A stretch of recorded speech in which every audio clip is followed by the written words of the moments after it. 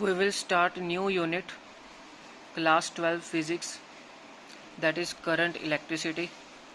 What is current electricity? हमने current electricity के बारे में पढ़ना है, ये हम 10th में भी कर चुके हैं. Physics of charges at rest. जब चार्जेस रेस्ट पोजीशन पे होते हैं, जब आप स्विच ऑन नहीं करते सर्किट का, और अगर आप स्विच ऑन करोगे किसी भी सर्किट का, तो जो करंट है वो फ्लो होना शुरू हो जाएगा. करंट फ्लो कैसे होगा? जब उसके बीच में जो इलेक्ट्रॉन्स होते हैं, जो आयन्स होते हैं, वो ऑपोजिट फ्लो करते हैं अलोंग द करंट. अगर आप स्विच ऑफ करके रखा है तो जो चार्जेस है वो रेस्ट पोजीशन पे रहेंगे, और जो चार्जेस रेस्ट पोजीशन पे होते हैं उसको हम इलेक्ट्रोस्टैटिक्स बोलते हैं और स्टैटिक इलेक्ट्रिसिटी बोलते हैं, जो हम फर्स्ट यूनिट में करके आए हैं. जब चार्जेस मोशन में होते हैं तो उसको हम बोलते हैं करंट इलेक्ट्रिसिटी. पहले हमने क्या पढ़ा है कि जब चार्जेस रेस्ट पोजीशन पे होते हैं उसको हम बोलते हैं इलेक्ट्रोस्टैटिक्स, या हम बोलते हैं उसको स्टैटिक इलेक्ट्रिसिटी. जब चार्जेस मोशन में होते हैं तब हम उसको बोलते हैं करंट इलेक्ट्रिसिटी. नेक्स्ट हमने पढ़ना है कि इलेक्ट्रिक करंट क्या होता है. हमने अभी पढ़ा है कि जो इलेक्ट्रिक चार्जेस मोशन में होंगे, जब आप स्विच ऑन करोगे सर्किट का, करंट फ्लो होना शुरू होगा क्लॉकवाइज, और जो इलेक्ट्रॉन्स फ्लो करेंगे anti opposite direction of the current. तो जो चार्जेस मोशन में होते हैं उसको करंट इलेक्ट्रिसिटी बोलते हैं. तो इलेक्ट्रिक करंट की भी डेफिनेशन क्या होगी? जो इलेक्ट्रिक चार्जेस होंगे जो फ्लो कर रहे हैं थ्रू आउट द कंडक्टर, वो क्या करेंगे? इलेक्ट्रिक करंट प्रोड्यूस करेंगे. अगर आप स्विच ऑन करोगे तो इलेक्ट्रिक चार्जेस फ्लो होना शुरू हो जाएंगे. जब चार्जेस फ्लो करेंगे तो इलेक्ट्रिक करंट प्रोड्यूस होगा. Electric current in a conductor across an area held perpendicular to the direction of flow of charge. जो इलेक्ट्रिक करंट प्रोड्यूस होता है वो परपेंडिकुलर होता है जो चार्जेस फ्लो कर रहे हैं. ठीक है, जो इलेक्ट्रिक करंट प्रोड्यूस होगा due to the flow of charges, लेकिन जो इलेक्ट्रिक करंट प्रोड्यूस हो रहा है वो उस चार्जेस के क्या होगा? परपेंडिकुलर होगा. ठीक है, तो इसको प्रॉपर डेफिनेशन क्या होगी? The amount of charge flowing across that area per unit time. कि कितना अमाउंट ऑफ चार्ज जो है फ्लो कर रहा है across the area of the conductor. Conductor area किसका बोल रहा है? कंडक्टर का. मतलब एक सेकंड में कितने चार्जेस फ्लो हो रहे हैं, एक मिनट में कितने चार्जेस फ्लो हो रहे हैं across that area of the conductor पर यूनिट टाइम. अगर हम कहें कि जो चार्जेस हैं वो डेल्टा क्यू पास हो रहे हैं through the area in time t to t plus delta t. पहले जब टाइम टी था उस समय चार्जेस थे Q1, फिर टाइम हो गया टी प्लस डेल्टा टी, फिर चार्जेस हो गए Q2. मतलब डेल्टा क्यू कितने charges change flow of charges pass हो रहे हैं through the area of the conductor time T से लेकर टी प्लस डेल्टा टी तक. और करंट क्या होगा? आई होगा. लिमिट लेंगे delta t approaches to zero, this delta q with respect to change in time taken. Delta q को हम डी क्यू भी लिख सकते हैं, डेल्टा टी को हम डी टी भी लिख सकते हैं. तो वैसे हमारे पास करंट का फॉर्मूला क्या होता है? इलेक्ट्रिक करंट का q divided by t. Electric current equals to electric charge divided by time. Q क्या होता है? चार्ज होता है जो फ्लो करता है given area per unit time T पे. तो ये हमारे पास फॉर्मूला हो गया, और वो हमारे पास क्या हो गई थी? डेफिनेशन हो गई. एसआई यूनिट ऑफ करंट क्या होता है? एसआई यूनिट ऑफ करंट होते हैं एम्पियर. ये हमें पता ही है कि करंट के यूनिट क्या होते हैं? एम्पियर होते हैं. अब इसकी 1 एम्पियर की डेफिनेशन क्या होगी? यहाँ से हमने पढ़ना है इलेक्ट्रिक करंट को हम यहाँ लिखेंगे 1 एम्पियर, इलेक्ट्रिक चार्ज को लिखेंगे 1 कूलम, टाइम को लिखेंगे 1 सेकेंड. कि 1 कूलम ऑफ चार्ज जो क्रॉस कर रहे हैं एरिया इन 1 सेकेंड में, तो करंट क्या होगा? That area is said to be 1 ampere बोलेंगे. 1 एम्पियर क्या होगा? 1 कूलम बाय 1 सेकेंड. तो इलेक्ट्रिक चार्ज को 1 कूलम लिखा, टाइम को लिखा 1 सेकेंड, तो 1 एम्पियर क्या हो गया? 1 कूलम पर सेकेंड. ये इसके यूनिट्स हो गए, ऐसे यूनिट ऑफ एम्पियर हो गए. और एम्पियर को हम कैसे लिख सकते हैं? 1 कूलम पर सेकेंड हम कह सकते हैं. एम्पेयर जो होता है वो 1 बेसिक यूनिट होता है, एसआई यूनिट होता है करंट का. ठीक है, 1 मिली एम्पेयर जो इम्पोर्टेंट है वही हम पढ़ेंगे. 1 मिली एम्पेयर किसके इक्वल होता है? 10⁻³ एम्पेयर के. 1 माइक्रो एम्पेयर किसके इक्वल होता है? 10⁻⁻6 एम्पेयर के. तो ये आपने दो मेन यूनिट्स जो है याद रखने हैं किसी भी न्यूमेरिकल को सोल्व करने से पहले. नेक्स्ट हमने पढ़ना है कि कन्वेंशनल एंड इलेक्ट्रॉनिक करंट्स क्या होता है. कन्वेंशनल एंड इलेक्ट्रॉनिक करंट्स हमने पहले भी अभी मैंने आपको डेफिनेशन में समझाया था. कन्वेंशनल करंट क्या होते हैं? कि जो चार्जेस फ्लो कर रहे हैं इलेक्ट्रिक करंट की सेम डायरेक्शन में। आप देखो कि जो ये चार्जेस हैं वो राइट हैंड साइड में जा रहे हैं और करंट भी राइट हैंड साइड डायरेक्शन में फ्लो कर रहा है। इसको हम बोलते हैं कन्वेंशनल करंट।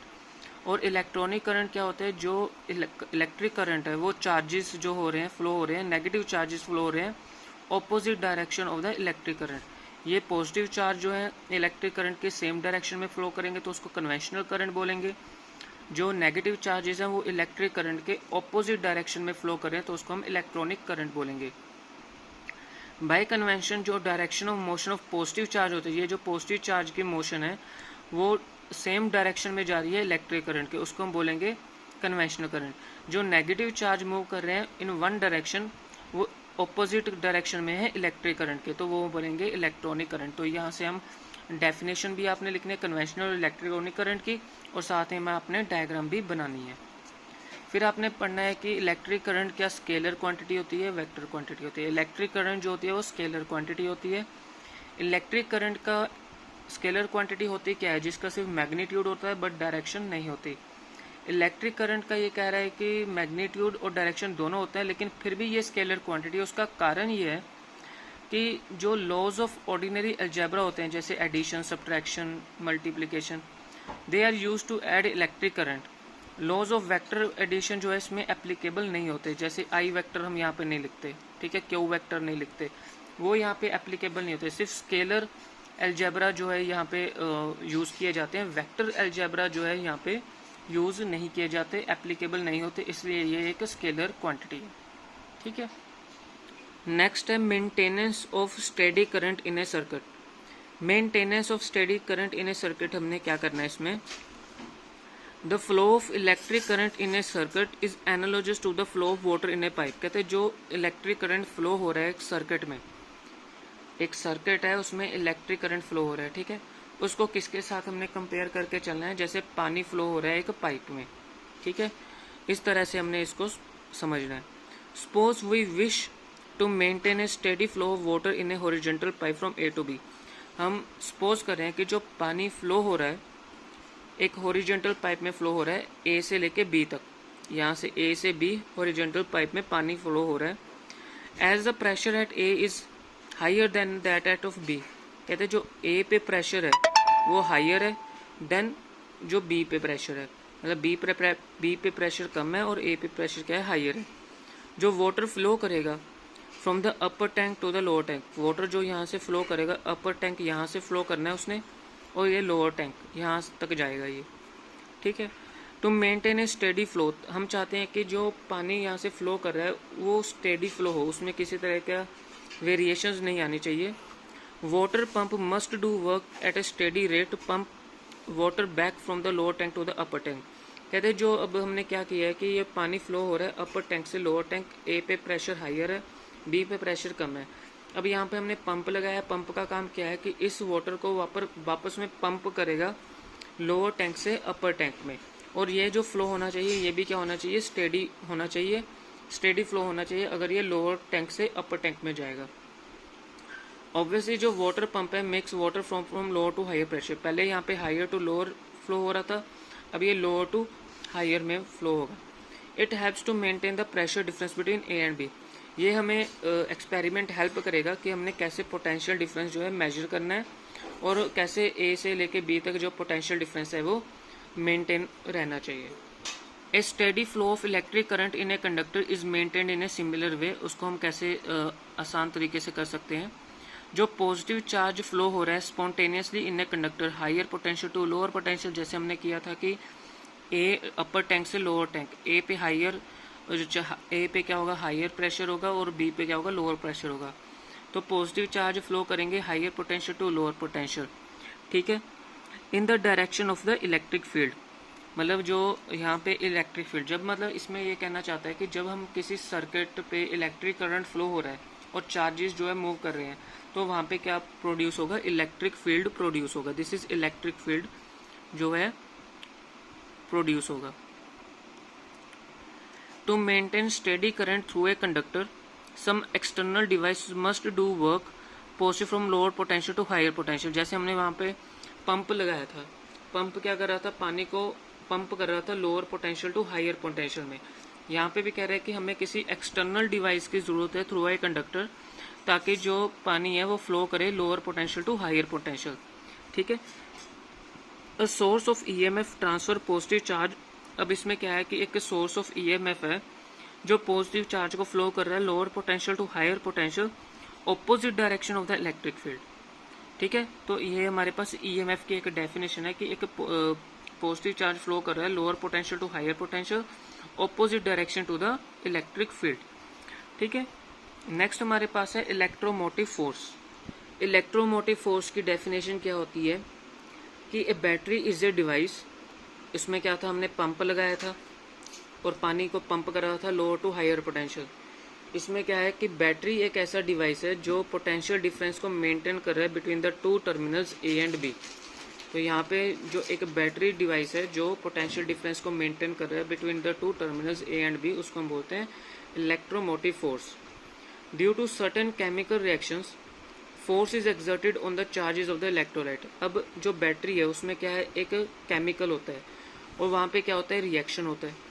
तो जो सर्टेन केमिकल रिएक्शन जो उसमें होगा, उस केमिकल रिएक्शन की वजह से फोर्स एक्सर्ट होगी, किस पे होगी, चार्जेस पे होगी ऑफ द इलेक्ट्रोलाइट। तो फोर्स जो ड्राइव करेगी वो क्या करेगी, पॉजिटिव चार्ज को ड्राइव करेगी। ए पॉजिटिव चार्ज है, उसको यहाँ से ए पॉजिटिव चार्ज को ड्राइव करेगी to and negative charge towards terminal B. जो नेगेटिव चार्ज है वो टूवर्ड्स टर्मिनल बी होगा और पॉजिटिव चार्ज होगा टूवर्ड्स टर्मिनल ए। तो यहाँ पे जो है आयंस प्रोड्यूस होने शुरू हो जाएंगे जैसे ही केमिकल रिएक्शन होगा। सपोज करिए कि जो पॉजिटिव चार्ज है force on the positive charge F N vector as the charge buildup between the, जैसे ही चार्ज यहाँ पे पॉजिटिव नेगेटिव बिल्डअप हो जाएंगे, जब इलेक्ट्रिक करंट बनेगा, पोटेंशियल डिफरेंस सेटअप हो जाएगा, इलेक्ट्रिक फील्ड जो है सेटअप हो जाएगा बिटवीन ए एंड बी। जैसे हम सर्किट में स्विच ऑन किया, इलेक्ट्रिक करंट प्रोड्यूस हुआ, चार्जेस फ्लो हो रहे हैं, इलेक्ट्रिक फील्ड प्रोड्यूस हो गया। जो दो टर्मिनल्स है ए एंड बी, वहाँ पे positive negative ions produce setup हो जाएंगे। जैसे ही वहाँ पे पॉजिटिव नेगेटिव आयंस सेटअप हो गए तो क्या होगा, ईएमएफ इलेक्ट्रिक फील्ड जो है वहाँ पे सेटअप हो जाएगा। तो फोर्स होता क्या है, ई क्या होता है, इलेक्ट्रिक फील्ड का फॉर्मूला क्या होता है। इलेक्ट्रिक फील्ड हमने फर्स्ट यूनिट में किया है, force divided by quantity of charge move, quantity of charge move. तो एफ क्या हो जाएगा, क्यू मल्टीप्लाई ई हो जाएगा। तो एफ ई हो जाएगा क्यू मल्टीप्लाई ई। तो एफ एन जो होता है वो एफ ई के इक्वल है। ठीक है, तो एफ एन क्या है, एफ ई के इक्वल है, मतलब जितने चार्ज यहाँ से पास हो रहे हैं उतने ही चार्ज मतलब यहाँ से ए से बी तक होंगे। तो एफ एन जो है एफ ई के इक्वल हो जाएगा। वर्क डन क्या होता है, फोर्स इंटू डिस्टेंस होता है, एफ एन मल्टीप्लाई डी। ठीक है, तो हमारे पास ई एम एफ क्या होगा, पोटेंशियल डिफरेंस क्या होगा, कितना वर्क डन लग रहा है और क्वांटिटी ऑफ चार्ज कितना मूव कर रहा है। तो वर्क डन क्या होता है, एफ एन मल्टीप्लाई डी और क्वांटिटी ऑफ चार्ज मूव्ड। तो जो डब्ल्यू डिवाइडेड बाई क्यू है इसको हम इलेक्ट्रोमोटिव फोर्स बोलते हैं या ईएमएफ ऑफ द बैटरी और एनी अदर सोर्स बोलते हैं।